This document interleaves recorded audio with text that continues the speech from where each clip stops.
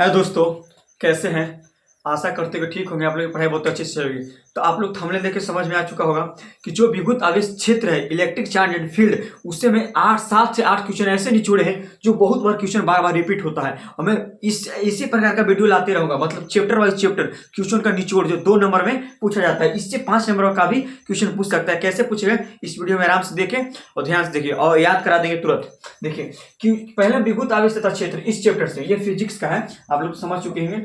तो मैं बहुत बार ये क्वेश्चन को रिपीट हुआ है, तो मैं बहुत क्वेश्चन बैंक से एनालिसिस किए, अनेक प्रकार के गाइड से एनालिसिस किए, तो फिर इस क्वेश्चन को तैयार किए हैं। इससे बाहर नहीं पूछे गए इस चैप्टर को। तो चलिए देखते हैं। देखो पहला क्वेश्चन क्या है कि वैद्युत आवेश क्या होता है। तो वैद्युत आवेश क्या होता है, इसको 2 नंबर में डिफिनेशन देता है कि वैद्युत आवेश उसे कहते हैं जो चुंबकीय क्षेत्र, जो चुंबकीय प्रभाव तथा चुंबकीय प्रभाव को अनुभव करता है, बस उसे वैद्युत आवेश कहते हैं।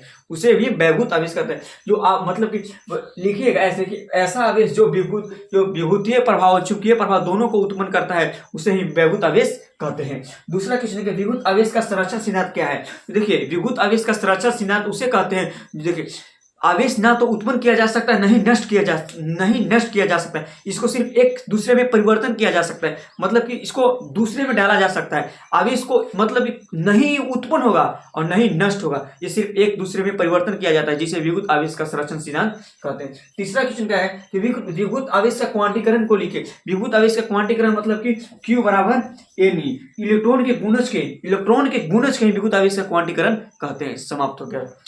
फिर अगला क्वेश्चन, कूलाम का नियम क्या होता है। तो कूलाम का नियम का आप लोग को पता ही होता है कि 1/4 पाई इप्सिलॉन नॉट Q1/Q2/r²। तो इसको आराम से याद रखिएगा कि दो आवेशों के बीच आकर्षण या प्रतिकर्षण बल के गुणनफल के वर्ग के व्युत्क्रमानुपाती के समानुपाती होते, उसे ही कूलाम का नियम कहा जाता है।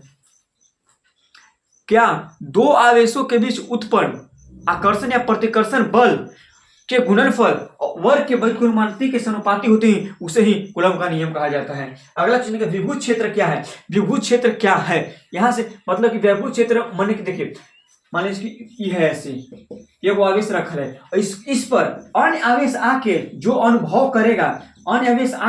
करेगा उसी को विद्युत क्षेत्र बोला जाता है। मतलब कि पहले से एक आवेश हम रखे हैं, ठीक है, एक आवेश रखे हैं और इस पर अन्य मतलब ढेर सारा आवेश आ जाएगा और यही जो अनुभव करता है, यही इसी को जो बल अनुभव करता है उसी को ही बोला जाता है विद्युत क्षेत्र बोला जाता है। अगला क्वेश्चन क्या है कि विद्युत क्षेत्र की तीव्रता से क्या संबंध है। विद्युत क्षेत्र की तीव्रता देखिए, हम एक आप लोग के लिए फॉर्मूला बताए थे इसके पहले वाला वीडियो में कि E बराबर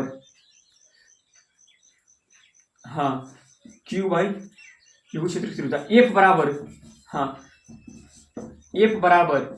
E बाई Q, यही ना होता है कि भाई Q के थोड़ा सा देख लेते हैं, ध्यान नहीं आ रहा है थोड़ा सा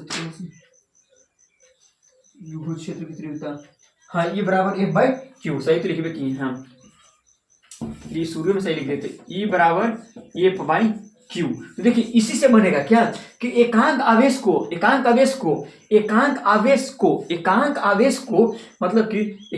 विद्युत बल को अनुपात को ही विद्युत क्षेत्र कहा जाता है। या एकांक आवेश को विद्युत बल का जो अनुभव करता है उसी को विद्युत क्षेत्र बोला जाता है। ऐसे भी लिख सकते हैं विद्युत बल तथा आवेश को अनुपात को ही विद्युत क्षेत्र की तीव्रता कहते हैं। ये खत्म हो गया। विद्युत क्षेत्र की तीव्रता क्या है ये तो बता ही दिए, विद्युत क्षेत्र बता ही दिए। अगला क्वेश्चन है कि विद्युत ध्रुव आघूर्ण क्या है। तो देखिए विद्युत ध्रुव आघूर्ण क्या है हम इसको बताते हैं, आराम से समझिएगा। विद्युत ध्रुव आघूर्ण क्या है, देखिए ये बिहार बोर्ड 2025 में पूछा गया क्वेश्चन है और मोस्ट इंपोर्टेंट क्वेश्चन है, बार बार का रिपीट होता है। विद्युत ध्रुव आघूर्ण, मान लीजिए कि एक आवेश लेते हैं, एक आवेश यहाँ लेते हैं, तो दो आवेश लेंगे ना तो दोनों एक विपरीत रहता है, मतलब इसमें एक धन आवेश एक धन आवेश एक ऋण आवेश और यहाँ पे बहुत कम दूरी, मान लीजिए 12 लेते हैं, ठीक है। तो क्या लिखेंगे कि विद्युत ध्रुव आघूर्ण क्या है कि दो विपरीत आवेश उनके बीच की अल्प दूरी को ही क्या कहा जाता है, विद्युत ध्रुव कहा जाता है। मतलब कि दो विपरीत आवेश और उसके कम दूरी को उसके कम दूरी बहुत अल्प दूरी है, मतलब कि ये अल्प दूरी है तो उसी को ही बोला जाता है, क्या बोला जाता है, विद्युत ध्रुव बोला जाता है। फिर क्या है कि विद्युत ध्रुव आघूर्ण क्या है, तो डायरेक्ट इसी से समझिएगा कि दो आवेश लेंगे ये भी विपरीत आवेश रहेगा, मतलब कि एक धन आवेश रहेगा एक ऋण आवेश रहेगा, तो दोनों आवेशों के बीच की दूरी 12 है, मतलब दो आवेशों के बीच की दूरी के गुणनफल को ही बोला जाता है। मतलब कि एक धन आवेश और ऐसे लिखिएगा कि कि दो विपरीत आवेशों के गुणनफल को दो विपरीत आवेश के गुणनफल की दूरी 2l के गुणनफल की दूरी 2l के उसे विभुत ध्रुव आघूर्ण कहा जाता है।